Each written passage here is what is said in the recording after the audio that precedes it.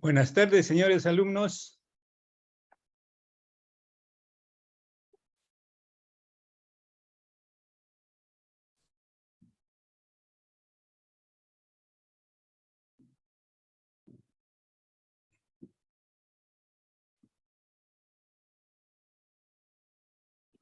Buenas tardes, señores alumnos.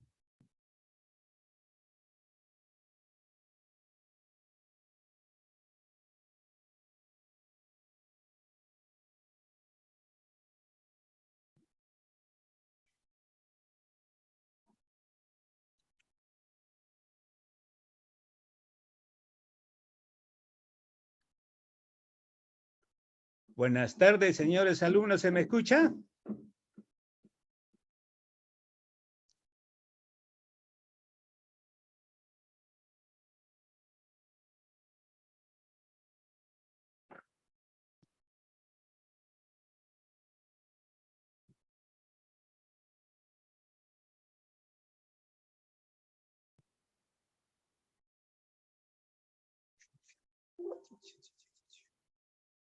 Sí, ¿qué estoy diciendo?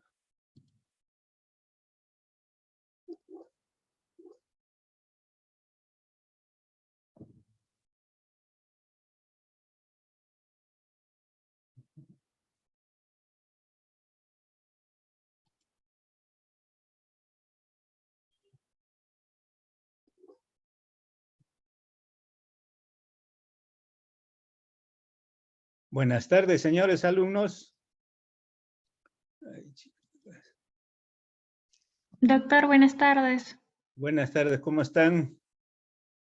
Han soltado la plataforma un poquito tarde. Esperaremos un poquito que se enlacen los otros compañeros. Veo que hay solamente 12 participantes. ¿Están saliendo tarde de las clases o de las prácticas? ¿Qué está pasando? ¿Qué saben? Solamente veo 12 participantes.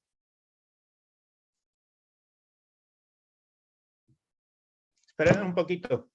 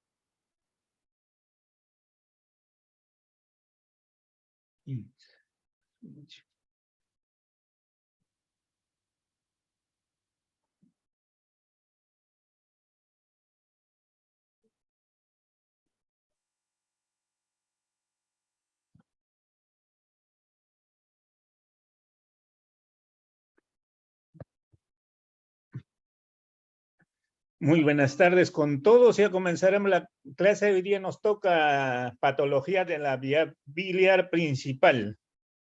Ya me conoce, soy el doctor Andrés Anampa Chaguara, cirujano del Hospital Nacional Daniel Alcides Carrión.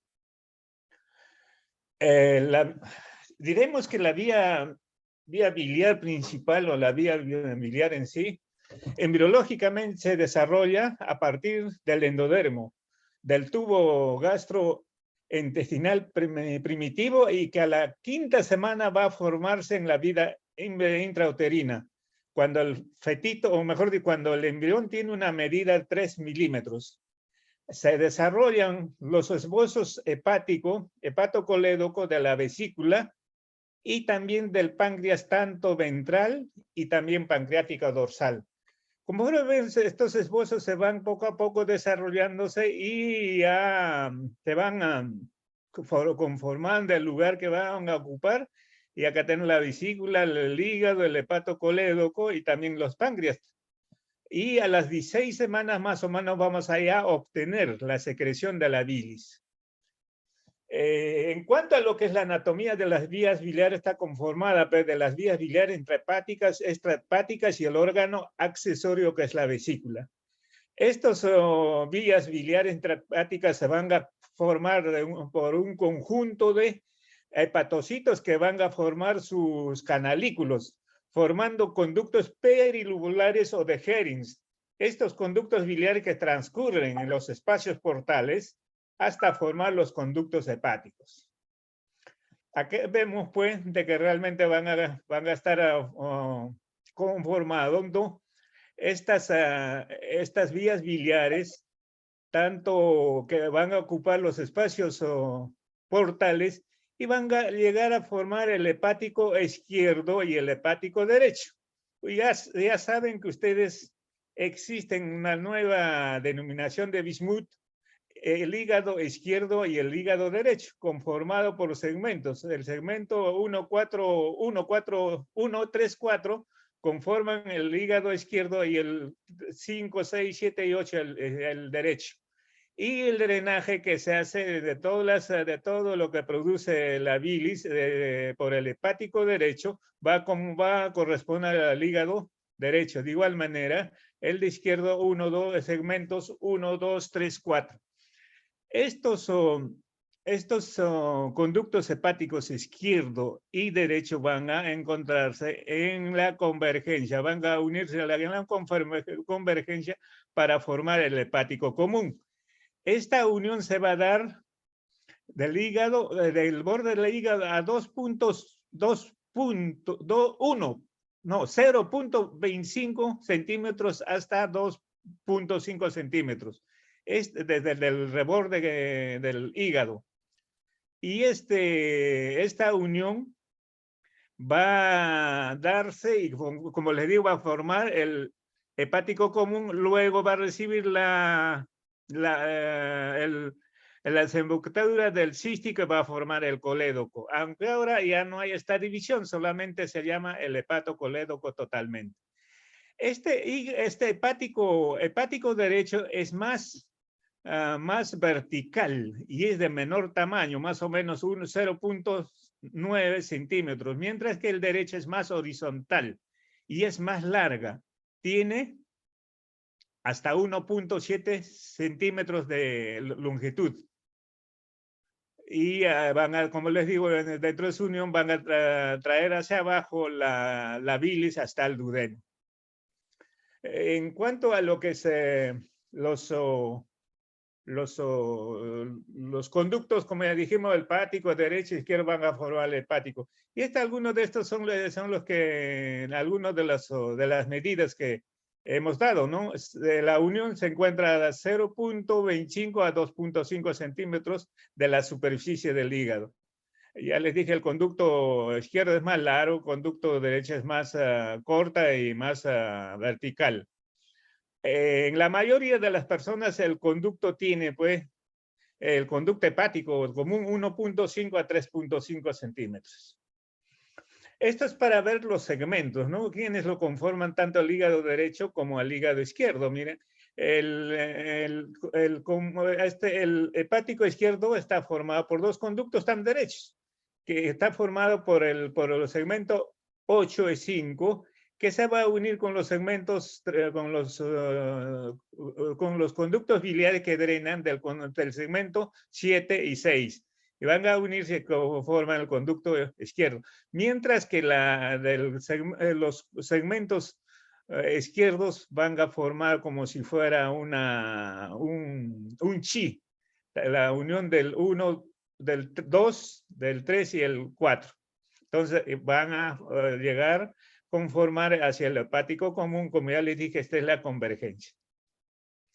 Una vez que se han unido, el hepático derecho con el izquierdo van a transcurrir hacia abajo, reciben la desembocadura del cístico y van a pasar por detrás del duodeno y van a llegar al espacio donde van a transcurrir el espacio pancreático y llegan hacia el duodeno, y se introducen en su pared y va a desembocar en la ampolla de Becker.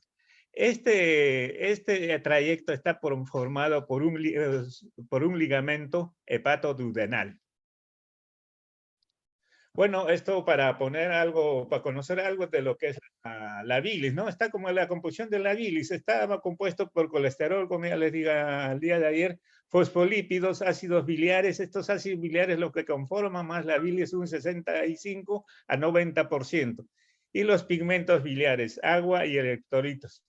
Ustedes ya saben que la función de la bilis es hidrolizar las grasas y facilitar la absorción de las grasas por las vellosidades intestinales.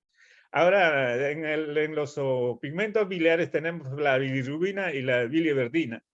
El colesterol, de hecho, se sintetiza en el hígado y también proviene de los alimentos que nosotros ingerimos. Miren, la secreción de los procesos que se producen en el hígado se constituye por coleresis.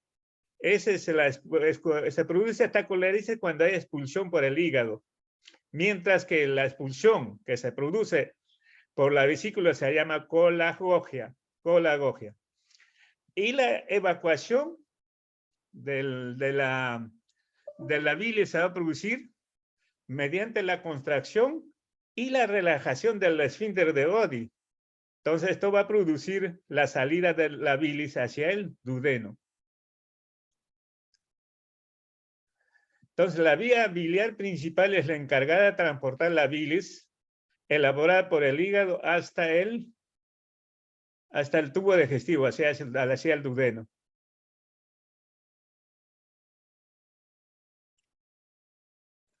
Esto para ver que el conducto hepatocolédoco, o sea, desde el momento de la convergencia hasta la desembocadura, se ha dividido en 4 porciones. Teniendo en relación a la relación que tienen con los órganos. Por ejemplo, la porción superior se le llama supraduodenal, el que se encuentra detrás del duodeno retroduodenal, el que tiene relación con el páncreas, la porción pancreática y la intramural, esa porción que entra hacia el duodeno. Entonces, esto tiene sus medidas, es de 4 centímetros, 3 centímetros y 2 centímetros y 1 centímetro. O sea que la supraduodenal, retroduodenal, la porción pancreática y la intramural. Algunas personas dicen intrapiramidal. Entonces, recuérdense las medidas, 4, 3, 2 y 1 centímetro. Esto ya les dije, ¿no? Toda la longitud del hepatocolédoco puede ser de 5 hasta 15 centímetros. O a veces hasta 18, algunos dicen. Pero de manera arbitraria les dije las 4 porciones que está conformada. Estas son diferentes medidas que dan, pero lo más importante es que ustedes se recuerden solamente las porciones que les di. Estas son las relaciones que tiene el colédoco, ¿no? El colédoco en su pagar anterior no está cruzado o no está provisto o no hay arterias ni venas ni otras estructuras. Es realmente libre. Por eso nos permite realizar las colédocotomías, o sea, las aperturas del colédoco para extraer los cálculos. Está en paralelo equidistantemente con el hepático, que más arriba va a dar división hepático, la arteria hepática que va a dar división hepática izquierda y hepática derecha, y en el triángulo de calor van a ser el cístico. Pero en algunas ocasiones este hepático derecho puede pasar por la parte anterior. Entonces, estas son anomalías que hay que tener mucho en cuenta, y esto se da en un 25%.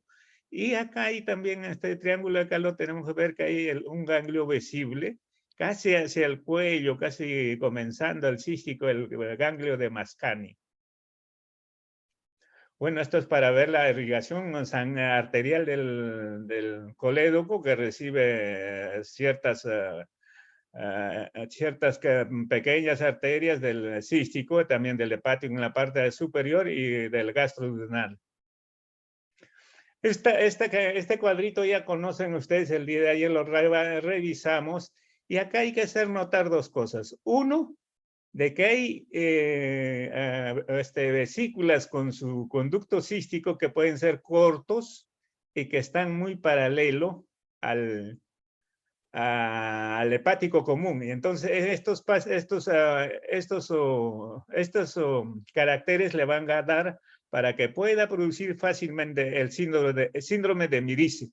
O sea que acá se impacta un cálculo y puede asentarse y obliterar al hepático común produciendo obstrucción. Síndrome de Mirici vamos a conversar posteriormente.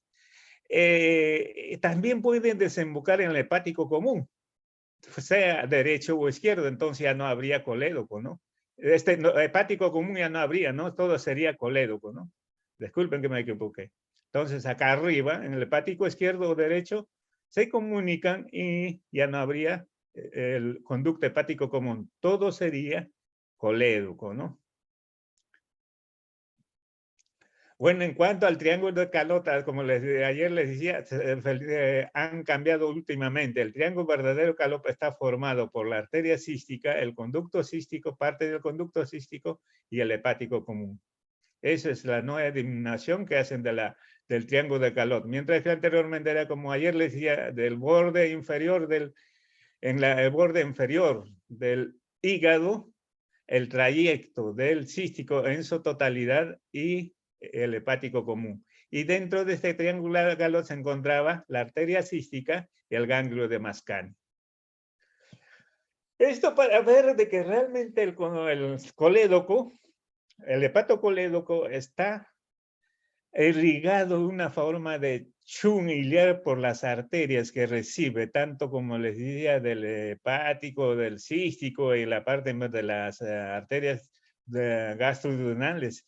Y esta característica tiene de que esto puede expandirse, o sea, extenderse o aumentar su volumen muy fácilmente.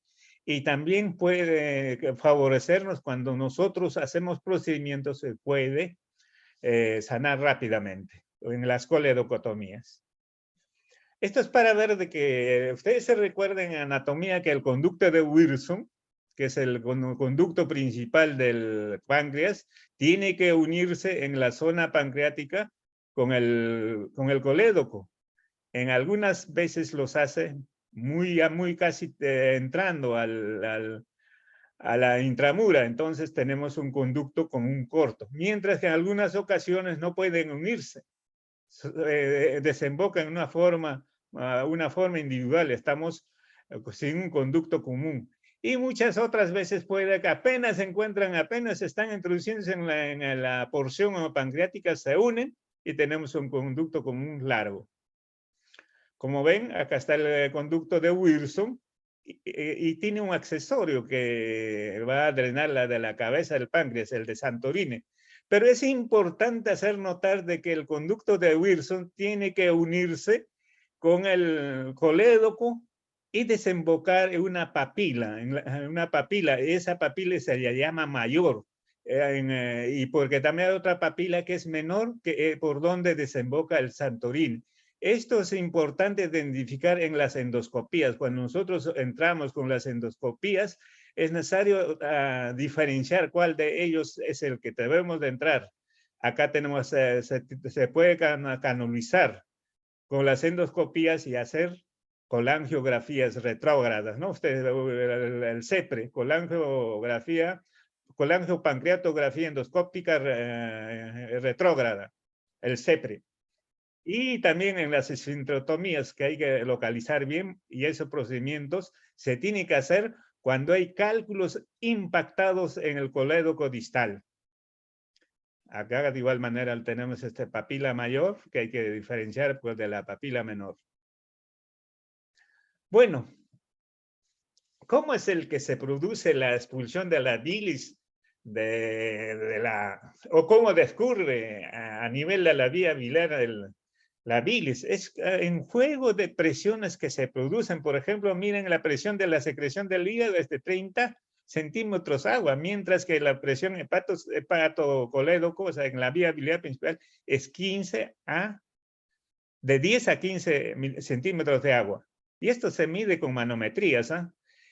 Y este descenso de presiones se dan por 3 mecanismos. Este descenso de presiones permite que baje fácilmente la bilis hacia el hepatocolédoco. Este descenso de presión se da por 3 mecanismos. La actividad del esfínter de Oddi, el de abrirse, el de cerrarse, mediante la contracción y otra por la relajación.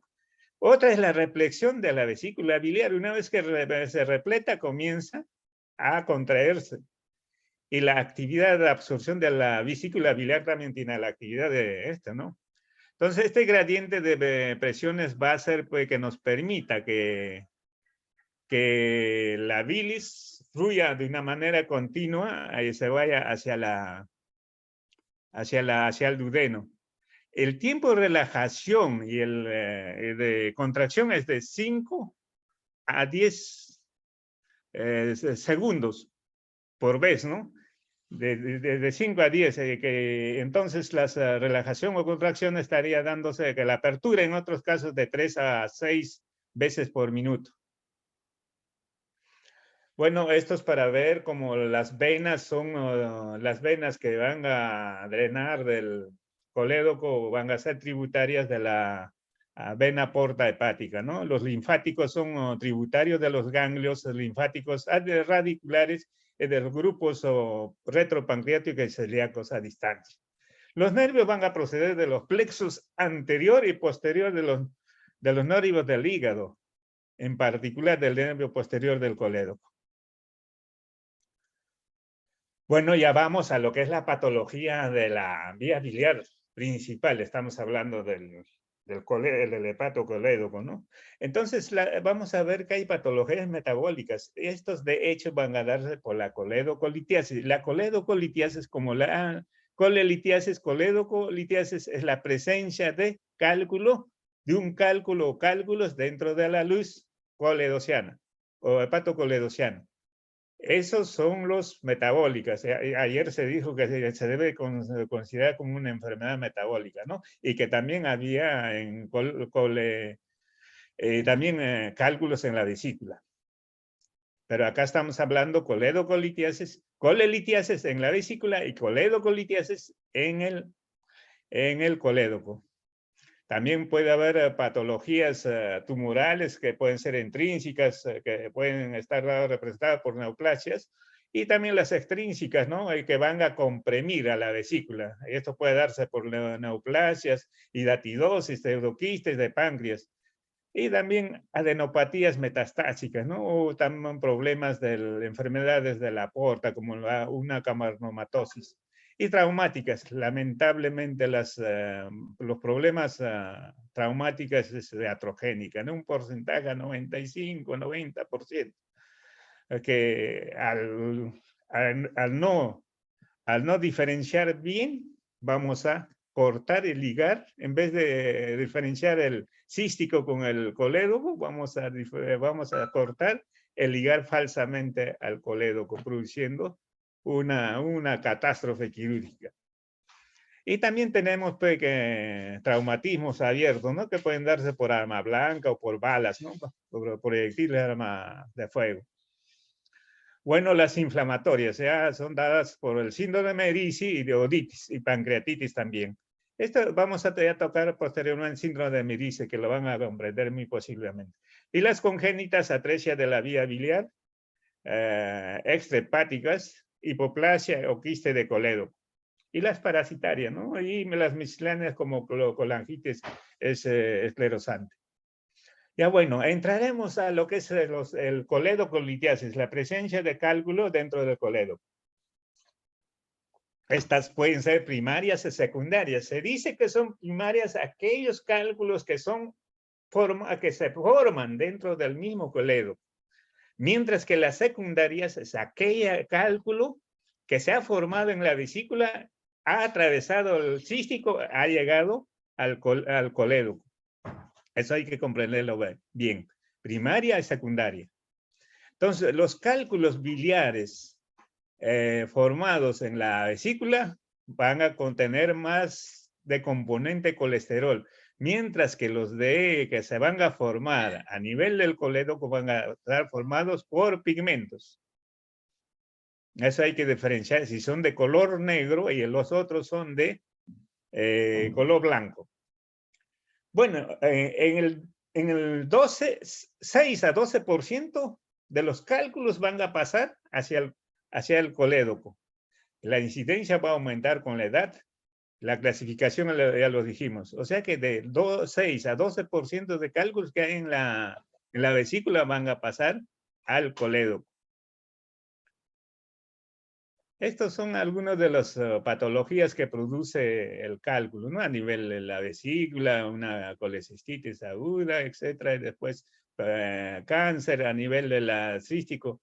Puede hacer un síndrome de Ricci, acá a nivel del terminal del colédoco, una pancreatitis, una coledocolitis o también una colangitis. Entonces, ¿cuál es la clínica de los coledocolitiases? La gran cantidad de estos cuadros pueden, un cálculo que no va a obstruir en el colédoco puede pasar asintomático. El problema comienza cuando ya comienza a obstruir. O sea que en los puntos críticos, por ejemplo, en el colédoco distal, cerca a la ampolla, ahí se clava pues, el cálculo y comienza a dar cólico biliar, desde ya va a dar un cólico biliar y también fiebre, y como no deja pasar la bilis, va a producir pues, una ictericia, ¿no? Y por lo tanto esto se va a dar coluria, acolia, y cuando nosotros examinamos, vamos a encontrar cierto dolor a nivel del hipocondrio derecho. Bueno, es necesario esclarecer de que si una colecistitis aguda cursa con una ictericia clínica, o sea, con una ictericia que vemos a la visión, posiblemente también esté concomitantemente está con un coledocolitiase. Esto puede producirse en el 70%. En cuanto a lo que es las variabilidades que se da en laboratorio, va a haber una leucocitosis, ¿no? Ligera, no tanto, ¿no? 14.000, 15.000. Va a haber un aumento de las bilirrubinas, principalmente la directa, no más de 10 miligramos por decilitro, ¿no? De igual manera va a haber aumento de fosfatasa alcalina y las transaminasas ligeramente elevadas, principalmente la GGT, la gamma-glutamil transpeptidasa.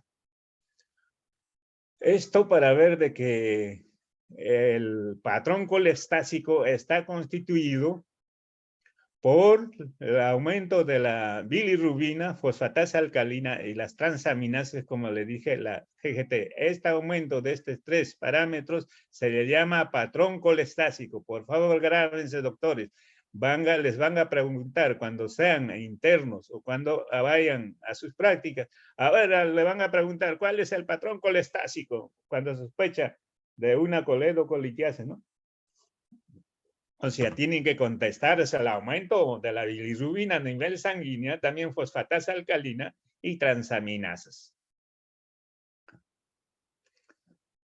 Bueno, para hacer un diagnóstico de coledocolitiasis, vamos a tener que utilizar exámenes de imagenología, ¿no? Y la ecografía es la más importante, es el examen más, que a la mano tenemos, la más barata, y a la mano, y es lo que nos van a dar las características de repente del lumen del colédoco. Luego podemos utilizar también, acá lo que se debe de utilizar es la colangioresonancia magnética. El TAC podemos utilizar para descartar tumores. El CEPRE anteriormente era como un instrumento, como un elemento auxiliar para poder hacer diagnóstico, pero como manejan los gastroenterólogos este CEPRE, el pancreatocolangiografía retrógrada endoscópica, ellos han dicho de que ya no van a ser para utilizar como para diagnóstico, sino para solución de problemas, ya para solucionar los problemas. O sea, el CEPRE para poder eliminar, para eliminar los cálculos que se impactaron en el colédoco distal, o también mediante una sintrotomía, o hacer unas colangiografías endoscópicas, ¿no? De igual manera, algunas veces se ha hecho pues las colangiografías transparieto-hepáticas, ¿no?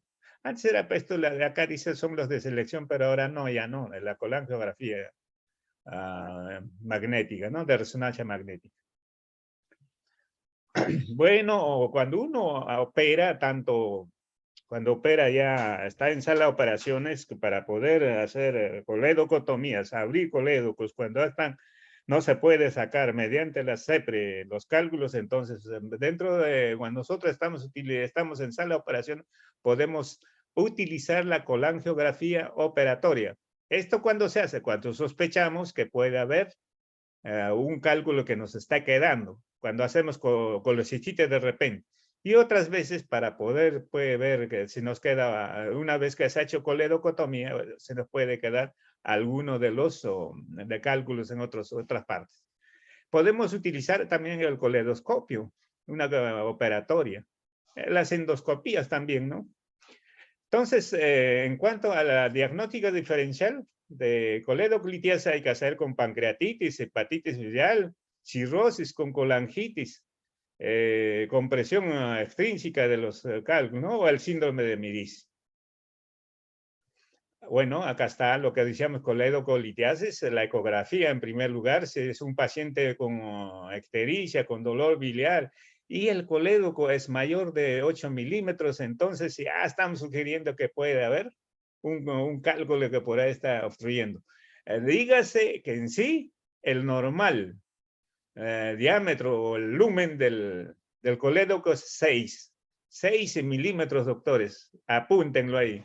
6 milímetros, mayor de 7 ya es dilatación. Es posible que haya un cálculo que esté obstruyendo. 8 de igual manera, 10 mejor. Y la resonancia magnética que nos va a demostrar, que nos va a mostrar la anatomía en forma magnífica del árbol biliar. También podemos hacer una colangiografía endoscópica, ¿no? Y también ecografía endoscópica en un momento de las operaciones o también por el mismo CEPRE. Complicaciones de coledocolitiasis. ¿Qué puede darse? Puede haber abscesos intrahepáticos, ¿no? Por ascenso de las bacterias hacia arriba. El colangitis es complicación de la coledocolitiasis. Y la insuficiencia hepática, cirrosis biliar y también pancreatitis biliar. Hemobilia cuando pasan los cálculos, o mejor dicho, la bilis hacia la sangre. Cuando hay demasiada cantidad, cuando ya estamos pues, entre más de 20 miligramos por decilitro, ¿no?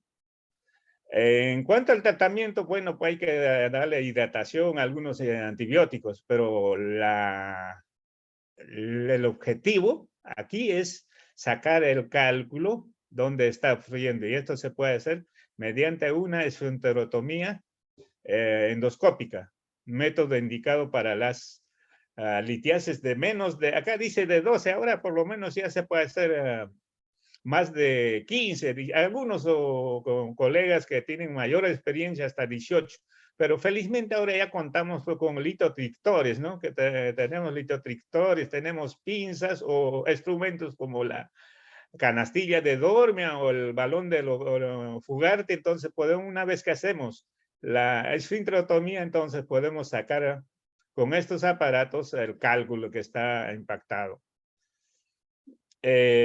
Cuando ya no se puede hacer, ya es el tratamiento quirúrgico, indicado mediante la laparoscopía o de repente de una forma abierta. El tratamiento quirúrgico pues va a consistir desde una coledocotomía y también exploración de las vías biliares que podemos utilizar a la sonda de Dormia o la canastilla de Dormia, ¿no? Ese es un aparatito en forma de canastilla pequeña que introducimos así de una manera comprimida y cuando está distalmente abrimos. Entonces esa canastilla va a jalar los cálculos que pueden estar en el trayecto del colédoco. Y las pinzas de cálculo de Randall, que son pinzas especiales que son de varios tamaños que uno introduce al colédoco y trata de pescar así una morva correcta, tratar de agarrarlos y sacar los cálculos. Y el balón de Fugarte, que es un balón, es una sonda que tiene un pequeño balón en su parte distal. Lo introducimos no inflado y cuando está llegando por lo menos a una zona distal del colédoco, inflamos y eso jalamos y va a traer o trae consigo hacia afuera, hacia donde está el orificio de la coledocotomía y saca los cálculos. Anteriormente era bastante hacer las esfincteroplastías transduodenales. Ahora ya más o menos ya no se hacen, ¿no? Se abría el duodeno, se localizaba la papila y ahí se hacía una esfincterotomía y por ahí se eliminaban los cálculos. Ya de igual manera acá la coledocoscopía, que se puede intraoperatoriamente. Y intraoperatoriamente cuando ya hay problemas, entonces hay que hacer derivaciones filodigestivas. Se puede hacer con la derivación del colédoco con el duodeno, lateral o terminolateral.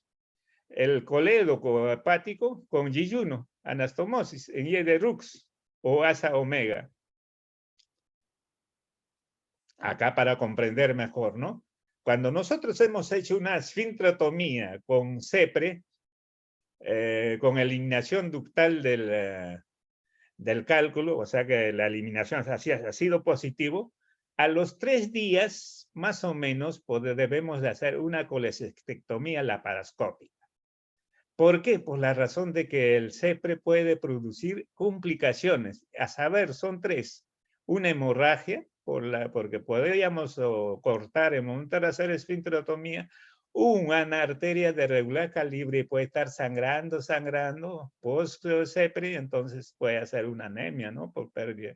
El otro es la pancreatitis. Al tanto manipular a nivel del conducto común, podemos saber de repente canulizado el conducto de Wilson y hace una pancreatitis. Y el otro es la perforación, en que de repente, en vez de hacer solamente 1 centímetro y nos alargamos, se produce una perforación. Por eso hay que observar 3 días de que no se produzcan estas complicaciones, porque si hay una perforación, vamos a hacer una peritonitis, que es una emergencia quirúrgica. Bueno, en cuanto a lo que ya no se ha hecho en la esfincterotomía de extracción, entonces hay que hacer una exploración laparoscópica del colédoco o coledocotomía formal, ¿no? O sea, abierta. Cuando se hace la exploración abierta del colédoco, entonces ya les he dicho que se saca, que se explora con esas pinzas, ¿no? Y estas coledocotomías se hace cuando los cálculos están impactados en la ampolla. Y de hecho ya son operaciones de anastomosis entre el colédoco y entre el colédoco y el duodeno, o también puede ser el colédoco o el yeyuno, ¿no? Que ya hemos dicho cómo se realiza. Esto es pues como se ha abierto el colédoco. Miren, ahí se ha abierto el colédoco. Ahí están explorando con una canastilla de Dormia, me parece. Sí, es una canastilla de Dormia. Y hay una apertura. Y en estas aperturas que se hacen, se deben de dejar en mejor de los casos, en buen porcentaje, el dren de Kerr. El dren de Kerr es un dren pues, que tiene 3 brazos, 2 cortos y un largo que se tiene que exteriorizar hacia afuera y fijar en la piel. Estos, para poder introducir en el colédoco, se debe de estrechar más o menos un 40% de su pared, son tubitos, ¿no? Esos tubitos hay que cortarlos. Y después voy a hacer una muesca, una forma de B de la victoria. ¿Para qué es eso? Cuando nosotros jalemos, al juntarse, formen casi el mismo diámetro del brazo mayor. Y nos va a permitir, una vez que se retiremos, el dren de Kerr salga fácilmente sin producir desgarros. Bueno, el tubo de Kerr o de Kerr es un tubo pues, de silicona o goma en forma de T, muy usado en la cirugía de las vías biliares. Los extremos pequeños irán insertados en los conductos, el conducto colédoco y hepático, y la mayor conectada al exterior. Ya lo dijimos. Ya bueno, una vez que hemos colocado el dren de Kerr, tiene que fluir de una forma pasiva hacia afuera en la bilis. Y la bilis, ya les decía al día de ayer, la producción, acá dice, creo que por acá está, desde que su producción desde 1000 a 1500, pero ténganse presente que nosotros lo catalogamos como si fuera de 800 a 1200. Depende de los actores, ¿no? Yo no lo tengo. Y una vez que se coloca el dren Kerr, a los días siguientes debe de disminuir al respecto del primer día. ¿Por qué? Porque después de la exploración debe haber irritación o de repente puede que quede un cálculo a nivel distal, entonces puede que haya una obstrucción y la bilis va a salir todo por el dren Kerr. Pero si no hay eso, a partir del tercer día ya más o menos debe de llegar, debe de ser menos de 200 a 300 milímetros por día. En cuanto a la cuestión de los débitos, o sea que la producción de la bilis que debe salir o lo que debe ser por el Kerr no debe pasar pues, de ser débito alto, ¿no? El débito alto bajo, el límite es 500. Mayor de 500 centímetros cúbicos por día es débito alto. Si es menos de 500, débito bajo. Entonces nosotros esperamos que haya esta menor cantidad de eliminación de bilis por el dren Kerr para poder por lo menos retirar, mejor dicho, dar de alta al paciente. Y esta bilis que sale debe ser recolectada una bolsa colectora, que nosotros utilizamos el bolsa de colostomía, que realmente se le adecua al orificio pequeñito para que no pueda horadar o hacer lesionar la piel. Entonces, cuando hay una disminución de más de 200, 300, nosotros a partir del tercer día al paciente podemos ya dar de alta. Pero, ¿qué va a pasar si esta secreción aumenta o la secreción se mantiene? Podemos tener que dar complicaciones, por ejemplo, un desbalance hidroelectrólico, y también nos puede producir una deshidratación. Algunas veces, que de una manera casual se puede arrancar o se puede salir del dren de una manera traumática, puede que esto drene hacia la cavidad abdominal y estamos frente a una peritonitis generalizada y que tenés una emergencia, hay que entrar. Pero ¿a partir de cuándo debemos de sacar este dren Kerr? Acá dice 10 días, pero están mintiendo. Nosotros decimos a partir de los 3 días. En el servicio, normalmente tenemos que sacar a partir de la tercera semana. Lo ideal, la cuarta semana. Esto para darle la oportunidad de que el organismo le forme un canal, una fístula artificial, que cuando saquemos el dren, de que si hay mayor cantidad de drenaje de bilis salga hacia afuera. O sea que ya la condición es que forme una falsa fístula y que nosotros al retirar la bilis, si hay buena cantidad de bilis que sale afuera, va a salir por la fístula hacia el exterior. Y estos mensajes que me paran fastidiando. Bueno, una vez que se coloca el dren Kerr, debe de ser suturado con sutura no absorbible, bien herméticamente. Hay que hacer una prueba, introduciendo cierta cantidad de cloruro de sodio para que no salga, pero no haya rebozo, que no haya escape por donde se ha introducido, por eso se tiene que cortar. Y otra recomendación es que cuando salga hacia la piel debe de ser insertado, suturado a nivel de piel, en una zona que sea un poquito más alta, un poquito más alta de la inserción que tiene con el colédoco. ¿Para qué? Para que haya cierta fuerza de vencimiento, cierta fuerza para poder vencer y que este bilis vaya hacia el esfínter de Oddi, ¿no? Hacia la ampolla y desemboque en el duodeno. Porque si nosotros ponemos más abajo, pasivamente toda la bilis va a venirse, pues toda la cantidad que se produce hacia el exterior, ¿no? Mediante nuestro QER. Por eso es necesario poner un poquito más alto que el de la inserción del colédoco con el drain QER. Ya les dije la manera de sacar, ya va a ser a partir de la tercera semana. Bueno, dejemos nuestro QER ahí, después de haber hecho la exploración de las vías biliares. Colangitis. Este es uno de los principales complicaciones de la coledocolitis.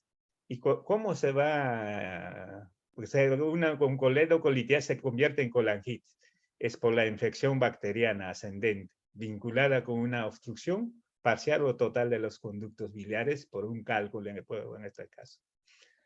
Las causas, el mayor porcentaje, como lo dicen, son los cálculos, ¿no? Los coledocolitis. Puede darse también estenosis benignas y malignas del colédoco, ¿no? La presencia de parásitos.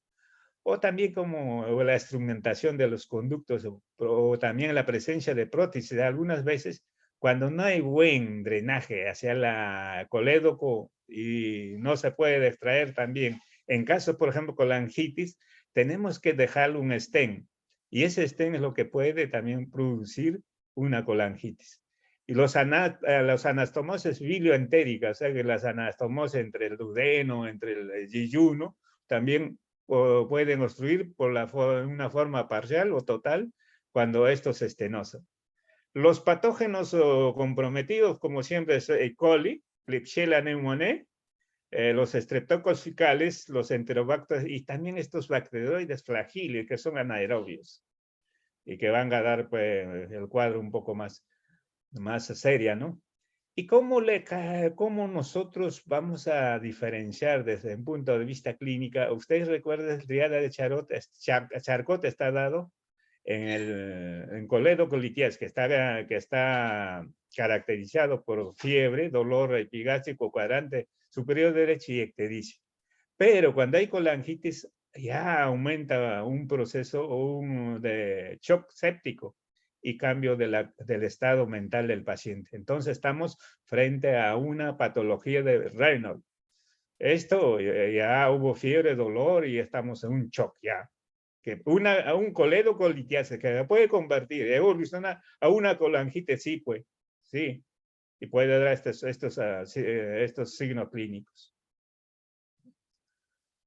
En cuanto al diagnóstico laboratorial, vamos a hacer una leucocitosis bien marcada, más de 20.000. ¿eh? Aumento de fosfolasa alcalina, de igual manera las bilirrubinas transaminasas más de 10.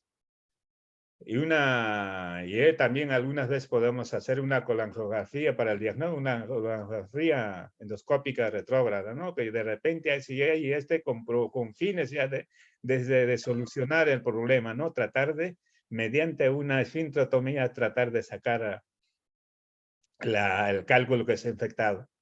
Y la ecografía. El tratamiento es estabilizar al paciente. Hay que utilizar líquidos, de acuerdo a sus necesidades hidroelectrolíticas, también darle un soporte vasopresor. Lo más importante es la descompresión del vía biliar. Drenar el conducto biliar y retirar el cálculo mediante el septre. La cirugía después del tratamiento. O sea, la cirugía que puede darse por una presencia de cálculos a nivel de la vesícula, ¿no? O también a nivel del mismo colédoco, ¿no? Pues, de todas maneras, acá es mandatorio que hagamos con una CEPRE, hacer una esfinterotomía o colocar un stent para que fluya la bilis hacia el duodeno, ¿no? Bueno, están los criterios de Tokio para poder hacer el diagnóstico de la colangitis. Estos se toman como inflamación sistémica, los ítems A, ¿no? Hay, si hay fiebre, hay escalofríos y esta fiebre es mayor de 38, datos de laboratorio que van a evidenciar respuesta inflamatoria, leucocitos, PCR, bilirrubinas, ¿no? Y la colestasia, el patrón colestásico, como les decía, ictericia, esto se presenta mayor de 60% de pacientes, datos de laboratorio, pruebas de función hepática, ¿no? Normal. Y TGP, TGO, el gamma glutamil transfertidasa, ¿no? Y también las imágenes, dilatación biliar, evidencia de la etiología de las imágenes externos de cálculo, ¿no? O la presencia de STEM, etc. Ecografía abdominal, tomografía y también los hallazgos. Pues es sospechosa solamente cuando se encuentra uno de los, dos ítems de cualquiera de estos. Y es diagnóstico definitivo cuando hay uno, dos de los ítems de estos, lo que se está viendo. Eso no. Ya entramos a la, pues, el síndrome de Medice. Seguramente les va a gustar esta. Esto se produce porque un cálculo se impacta a nivel del cuello, un poco más de un cálculo de regular tamaño que se va a impactar y va a obliterar, entre comillas, le va a aplastar al hepático común y va a producir la obstrucción de esa zona. De hecho, esto puede cursar posteriormente con una fístula o sin ella también. Entonces, para que se produzca un síndrome de Medice es necesario que el conducto cístico debe ser paralelo, a veces corto al conducto hepático común. Debe ser corto o paralelo. La impactación de un cálculo en el conducto cístico o el cuello de la vesícula. Y la obstrucción del conducto hepático común. Y la ictericia intermitente o constante. Estos son los parámetros que debemos tener para catalogar un cuadro clínico como un síndrome de Medice. Entonces, se impacta un cálculo, va a producir pues, una obstrucción a nivel de esto, de hecho va a haber una colecistitis, ¿no? Y de hecho también va a dar pues ictericia, ¿no? Ahí pensamos en el 70% de aquellos colecistitis que dan 50, que dan ictericia, ¿no? El 70%. Se produce inflamación a nivel de la pared, tanto del colédoco como del cístico, si está en el cuello, del cuello a la vesícula, ese va a producir una fístula que poco a poco va a comenzar a abrirse camino hacia la cavidad del colédoco.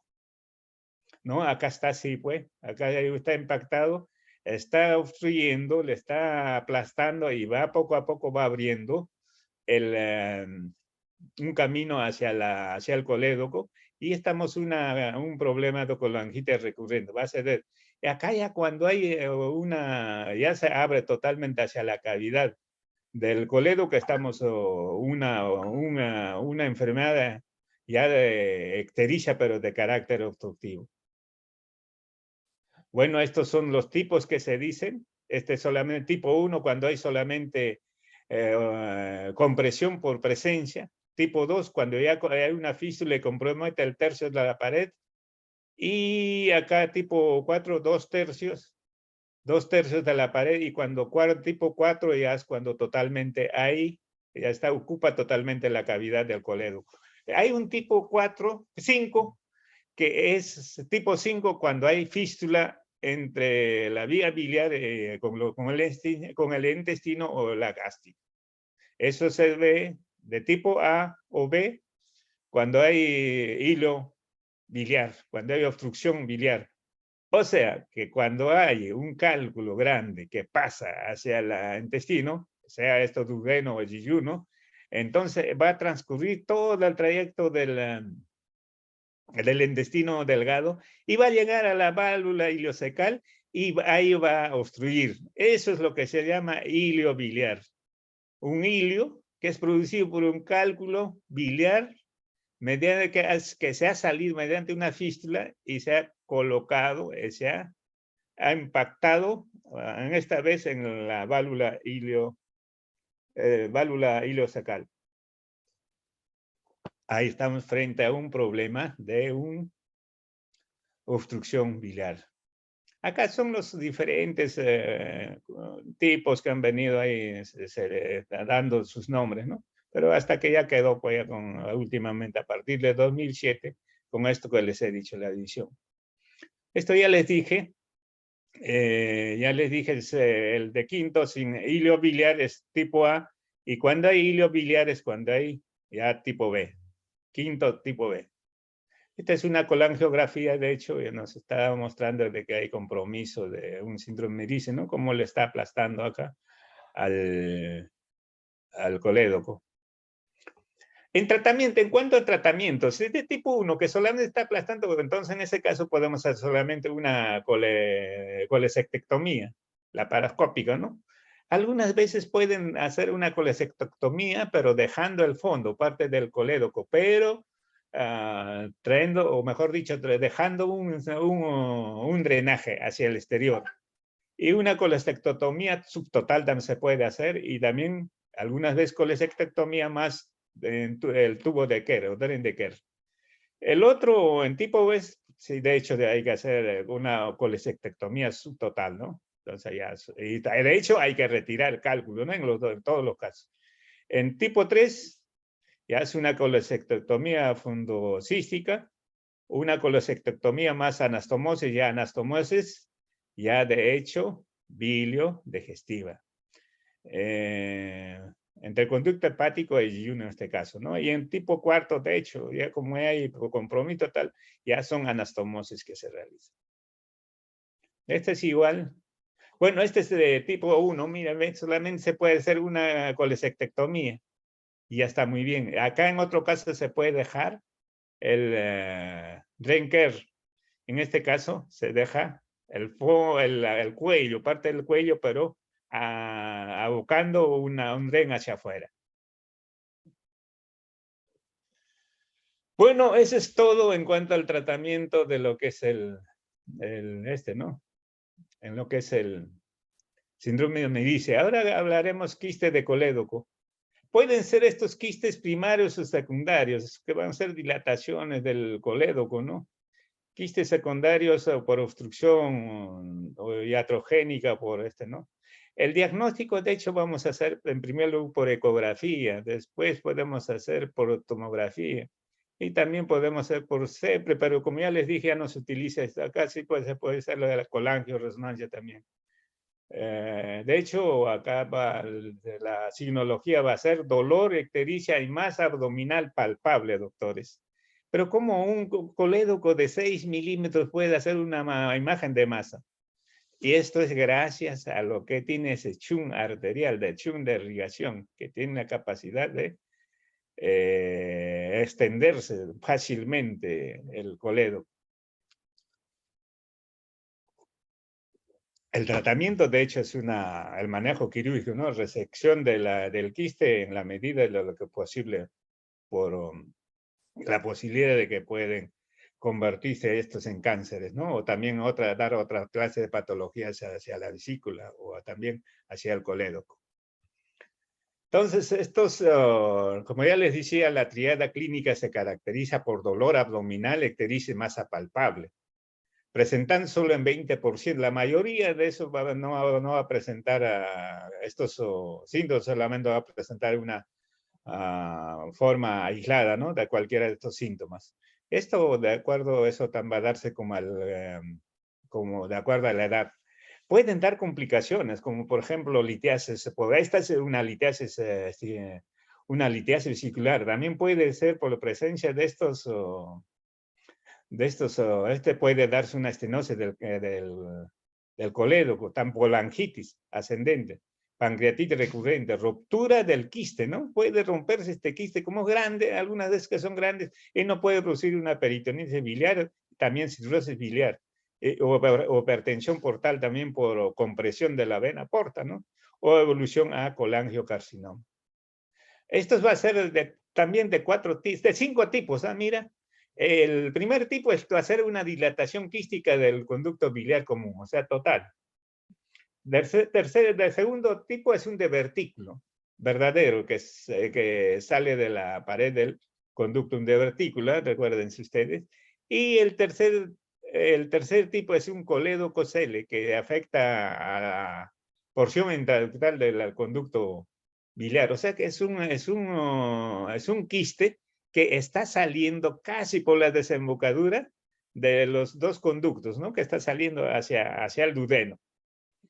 Y el de tipo 4 va a ser múltiples quistes que están dentro del colédoco y también dentro del hígado. Y tipo quinto, esta es una enfermedad de Carole, ¿no? Que son múltiples quistes intrahepáticos que van a ir a una fibrosis hepática, y de hecho van a necesitar un trasplante hepático. Estos son, pues, ¿no? Primero, dilatación de esto, no se recuerda, no les van a hacer preguntas de que haya BS, de esa cosa. Es decir, este es un divertículo, miren, ¿eh? Este es un divertículo. El tercer tipo es la que va a salir por el duodeno, ¿no? Acá hacia abajo está. Y el tipo cuarto ya de dilatación tanto, quistes atraen tanto intrahepáticas como extrahepáticas. Y la quinta es la enfermedad de Carole, que va a ser que son abundantes quistes a nivel del hígado, ¿no? Pero dentro de las vías biliares. Este es un quiste de tipo divertículo, ¿no? De tipo 2. El diagnóstico, ya bueno, principalmente vamos a utilizar la ecografía, ¿no? Nos va a dar un 95% de los casos de los quistes que también podemos utilizar TAC, CEPRE, también en la colangioresonancia, que pueden ser útiles por el diagnóstico preoperatorio también o prointervencionista.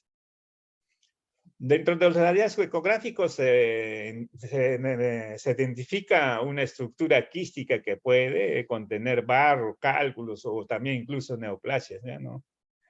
A diferencia de los pseudoquistes pancreáticos o de los quistes por duplicación entérica, el quiste de colédoco puede alcanzar dimensiones tan grandes que impide su correlación etiológica con el árbol vial. Como le decía, ¿no? ¿Cómo puede producir tan... Acá está una ecografía, miren, un quiste, realmente una dilatación del colédoco. Acá es una tomografía, miren, es tremenda cantidad, tremendo tamaño del tanto acá sagital como esta, ¿no? Anterior. Mira, tremendos quistes que están ahí. Esta es una colangiografía endoscópica, porque está el endoscopio acá, ¿ve? Es de este tipo, tanto extra y intra, ¿no? Estamos tipo 4. El tratamiento va a depender de los gestos, ¿no? De los tipos, ¿no? De hecho, como esta dilatación de la quistectomía y una anastomosis hepatoiunostomía en Ederux. En tipo 3, recuérdense, puede ser CEPRE y esfínterotomía solamente, ¿no? Tipo 4, de hecho, una colecistectomía más esfínterotomía transductal. Esas son dilataciones a nivel, recuérdense, el E4 es dilataciones intra y extra hepática, ¿no? El tipo quinto, ya bueno, pues terminan en trasplante o una hepatectomía parcial, etc. Cuando se hacen las derivaciones bilioentéricas, debe dejarse un buen tamaño, regular tamaño, para que no se produzca esta clase de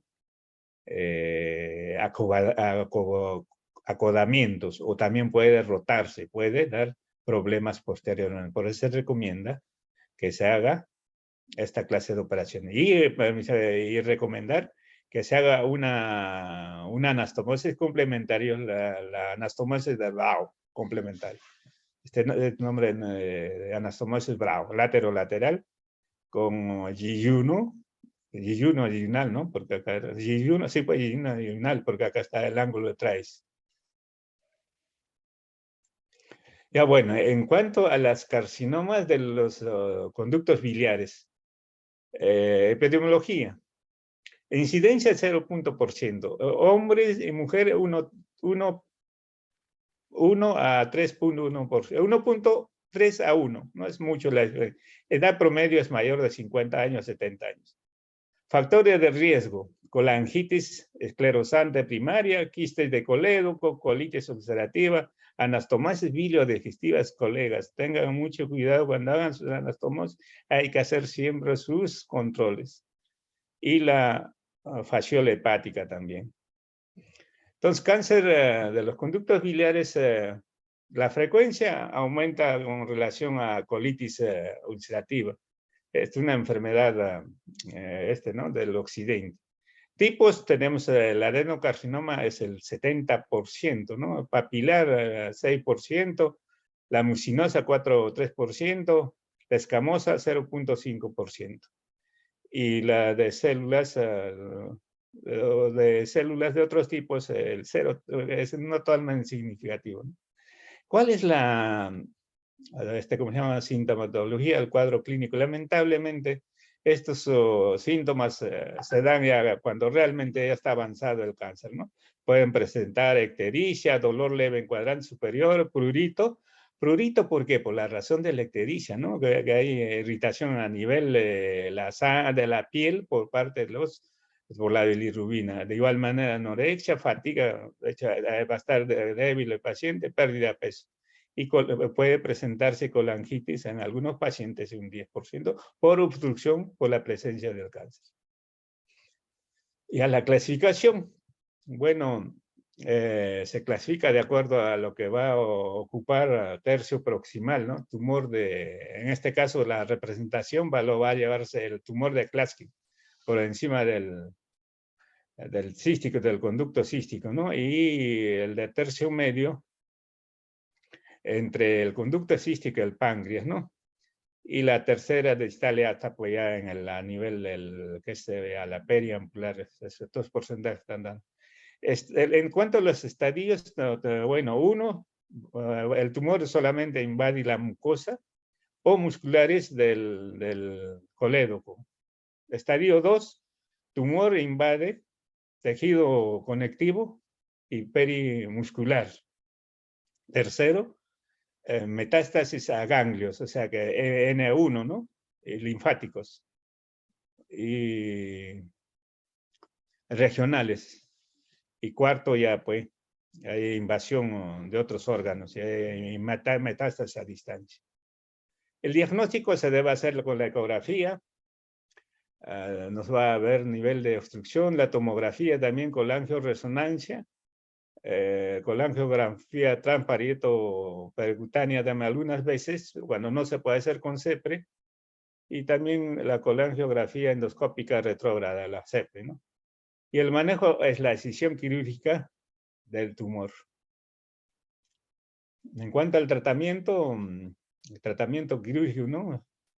Podemos decir de que en pacientes con bajo riesgo sin evidencia de invasión, a la arteria hepática, vena, porta, hígado, hay que resacar el árbol biliar, ¿no? Y luego hacer la anastomosis, ¿no? Esto va a incluir la bifurcación de los hepáticos, hay que agarrar la convergencia. Esto va a ser de acuerdo a la localización, ¿no? Y la reconstrucción de Rux, como ya les decía. Y la colocación de catéteres transparieto o transparieto hepática, ¿no? Algunas veces podemos hacer estas colocaciones para poder drenar o tutores de siláctics, o sea, mediante un procedimiento de tratar localizar, canular mediante una transparieto, igual que se hacía para colangiografía transparieto hepático. En algunos casos podemos hacer la hepatectomía derecha o izquierda, y la que se debe utilizar también radioterapia. En los tumores distales, la pancreatodenectomía, pues la operación de Whipple, o de WIPO, o de Whipple. Y el pronóstico más favorable es tumor de la vía biliar distal, ¿no? Que pues se puede ver que hay una sobrevida a 5 años a 40% de pacientes. Bueno, entraremos a lo que es pues, el tumor de Klatskin. Es la más común de las colangiocarcinomas de la vía biliar, 50-75%. Está relacionado con enfermedades inflamatorias y inmunitarias del intestino delgado, ¿no? Las anormalidades congénitas, colangiohepatitis oriental, colangitis esclerosante y el TORCH-TRAS. El TORCH-TRAS es una reacción anómala a los materiales de contraste. Cuando se realiza, hacen una reacción tipo alérgica. Hay tipos también, miren, de estos, del tumor de Klatskin. De tipo 1 va a estar localizado antes de la convergencia. Tipo 2 va a agarrar ya la convergencia. Tipo 3 ya va a agarrar cualquiera de los brazos, ¿no? De tipo 4 ya va a agarrar tumor que va a agarrar tanto la tercio proximal, luego va a agarrar los brazos o los hepáticos izquierdo y derecho. Eso de decir tipo A, B, miren solamente cuando agarra el derecho o el izquierdo. Laboratorio. Se puede hacer un examen de antígeno carcino embrionógeno, ¿no? El CA19. Puede presentarse. De igual manera puede presentarse la positividad. Fosfatasa alcalina, las bilirrubinas conjugadas y gamma glutamil transpeptidasa. Las imagenologías, que es ecografía, la tomografía, CEPRE, y también se puede realizar punción con aguja fina. Punción y aspiración con aguja fina. Con endoscopía desde A.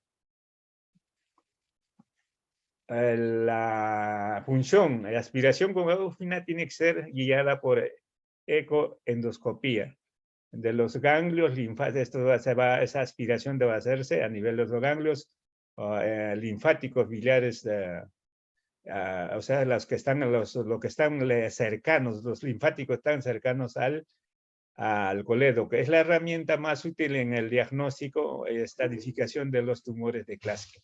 La ecografía y la tomografía computarizada helicoidal con contraste puede usarse para valorar la extensión de la enfermedad. La colangiografía endoscópica también se utiliza. El tratamiento. El tratamiento es la resolución de la obstrucción biliar y la resección de la enfermedad. Son resistentes a la quimio y a la radioterapia. Entonces el tratamiento es la resección quirúrgica.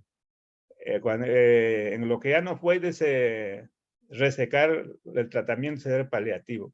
Y se está utilizando la gemcitabina con cisplatino.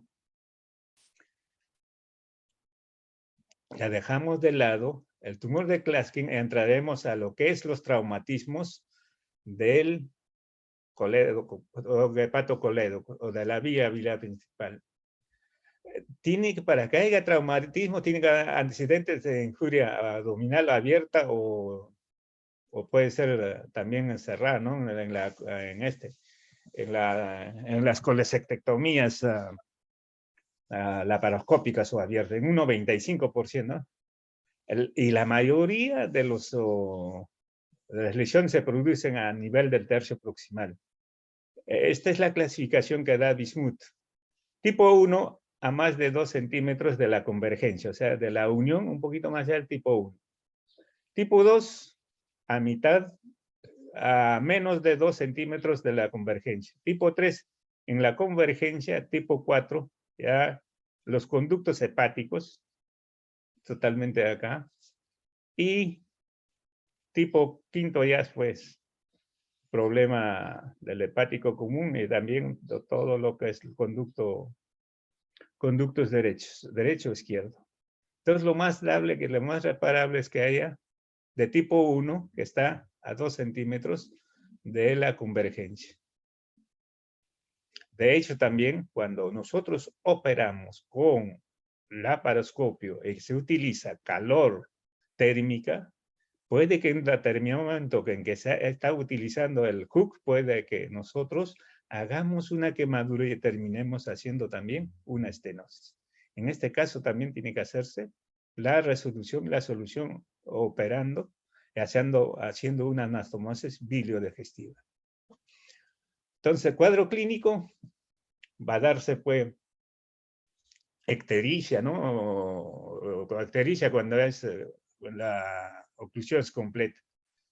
Excesiva, prolongada salida de bilis por drenajes, o también,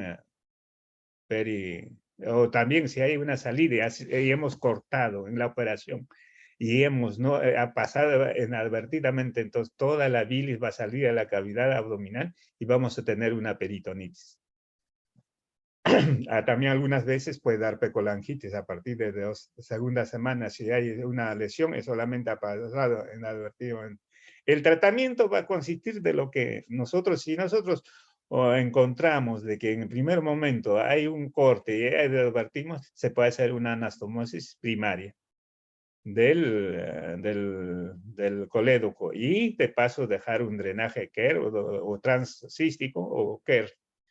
Y en algunos casos también podemos suturar y también dejar un dren transhepático derecho o izquierdo. O también en algunos de los casos una resección ya y hacer en la convergencia una anastomosis biliodigestiva, pero dejando un tutor hacia afuera, un dren hacia afuera para poder controlar cómo se va la evolución de esta anastomosis. Bueno, esta es la llave maestra de todos los cirujanos biliodigestivos. Para terminar, vamos a mostrar cómo una colédoco-litiasis. Ahí están introduciendo los trócares. Mira, no en todos los casos es bonito trabajar, pero no, en estos casos, miren la cantidad de adherencias que hay de la pared parietal hacia las zonas circundantes. Muy posible este paciente ha hecho ya una colangitis prolongada, de escolesectomizado. Entonces, mire cómo están las adherencias. Para poder localizar es un trabajo inmenso que están realizando acá. Miren, ahí están cortando estructuras, tratando de ubicar el colédoco. Ojalá que lo hagan muy prontamente para poder ver cómo realmente están poniendo más trócares. Muy posiblemente no va a ser, que no, es otra manera, es otro paciente. No parece que es otro paciente también para poder ubicar otro paciente para poder ubicar más fácilmente de repente ¿no? Ahí están poniendo una aguja para poder colocar reparos posiblemente.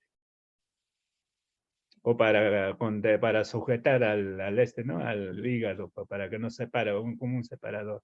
De igual manera, este paciente hay una cantidad de pegateras o adherencias hacia el hígado, ¿no?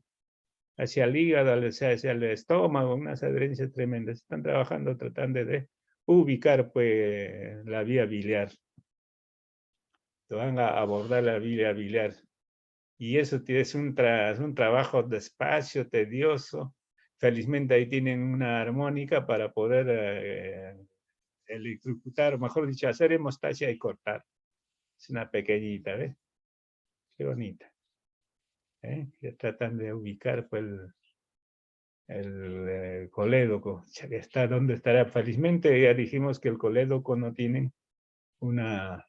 ya lo ubicaron. ¿Ven? Miren, están abriendo. Y miren la cantidad de cálculos que hay dentro de ese colédoco. Posiblemente no han estado pasando ya por los costaditos, pasaría por la bilis hacia el duodeno.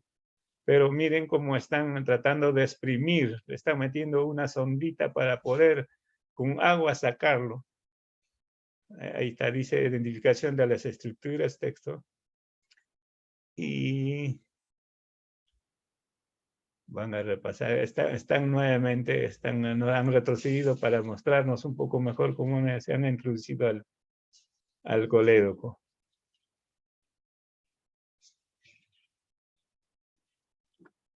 Ahí tienen con esas estructuras a veces hacen reparos. Ya lo ubicaron al colédoco. A veces hacen punciones. Cuando nosotros dudamos que estamos frente al colédoco, cuando hacemos una puncioncita y debe salir bilis. En este caso ya lo localizaron. van a abrir es lo que llamamos coledocotomía. Abrir el colédoco. Sí, ahí está, ya felizmente ya lo ubicaron. Ahí, abrieron el colédoco. Van a abrir secando con su gasita. Ahí están probando, ¿ves? Si es colédoco o no es colédoco. No sale nada, pues. Si no hay bilis, debe estar lleno de cálculos. Hay sangre, está saliendo más sangre.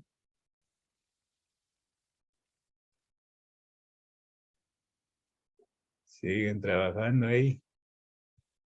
Ay, creo que ya ubicaron ya. Miren, acá sí encontraron barro biliar. Cantidad de barro biliar, ve. Miren, este era otro coledocotomía. Siguen sacando toda una mina.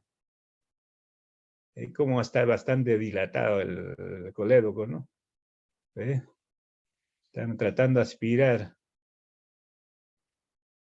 Los cálculos que dan.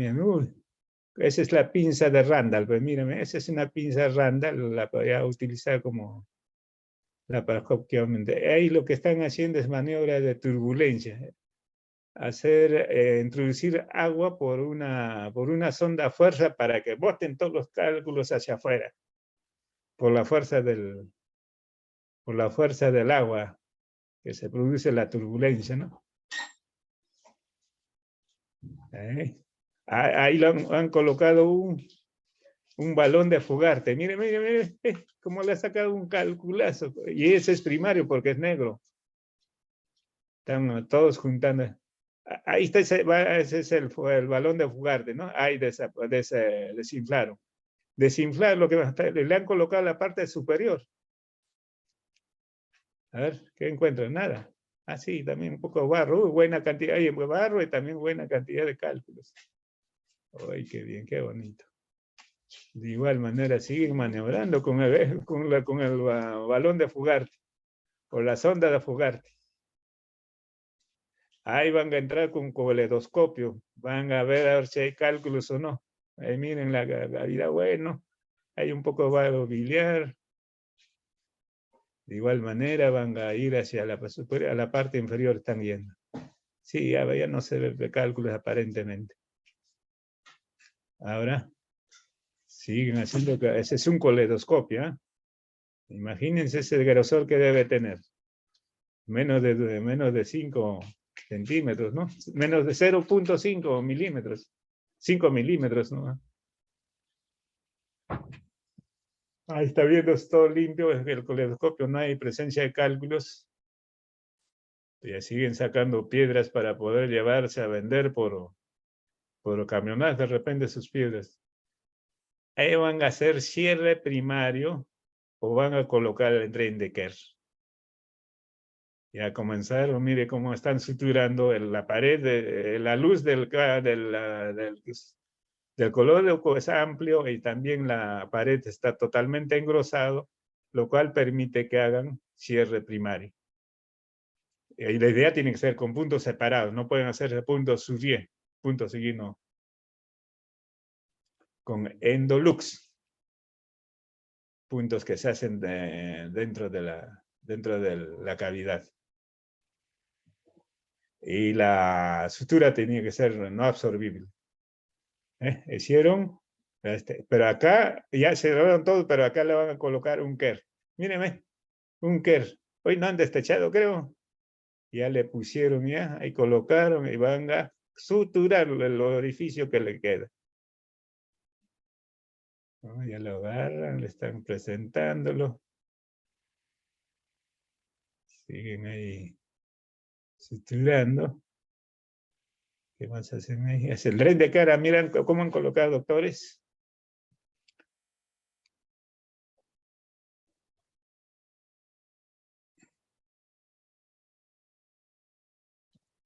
De igual manera siguen suturando. Ya les dije que esa extracción de ese tren de Kerr es recomendable a retirar a partir de la tercera semana. Ahí en la bibliografía han dicho 10 días, es un engaño. En nuestro servicio a partir de la tercera o cuarta semana. Pero algunos dicen, sí, pues se puede hacer de 14 días después de la segunda semana. Pero para mayor seguridad. Acá, mira, ya no hay cálculo, no es el hecho de la vesícula. Ya se va a sacar el cálculo. Y parece que estos cálculos han sido formados dentro del colédoco, y entonces serían cálculos primarios. ¿Y hasta cuándo debes de considerar que son cálculos secundarios? Hasta 2 años después de haberse de haberse hecho la colestectomía. Si antes o después de 2 años no se presenta coledocolitis, ya son primarios.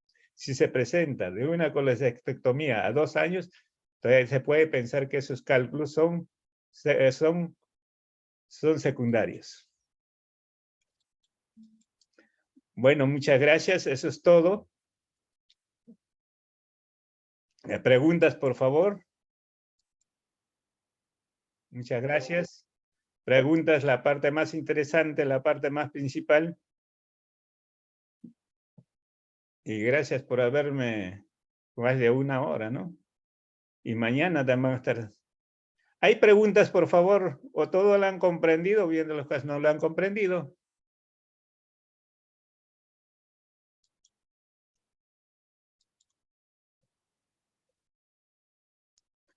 No hay preguntas, ¿no? Sí, entonces supone que todo lo han comprendido. Y muchísimas gracias. Hasta mañana. Y tengan un buenas tardes. Buenas tardes, doctores. ¿No se escucha? Buenas tardes. Buenas tardes, doctor, gracias. Hasta mañana.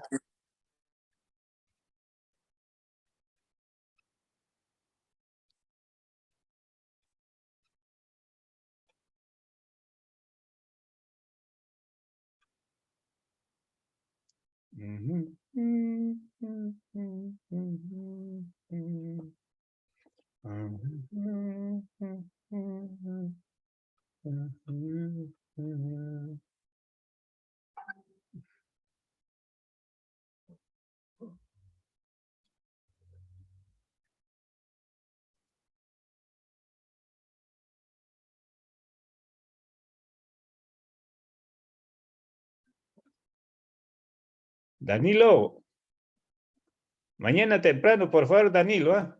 Hoy día me has presentado muy tarde.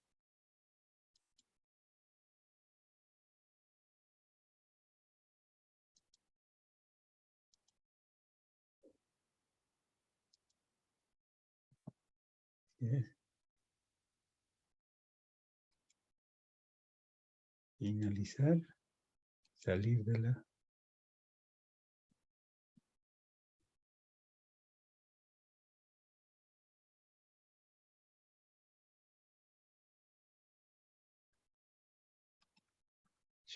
¿Qué es esto?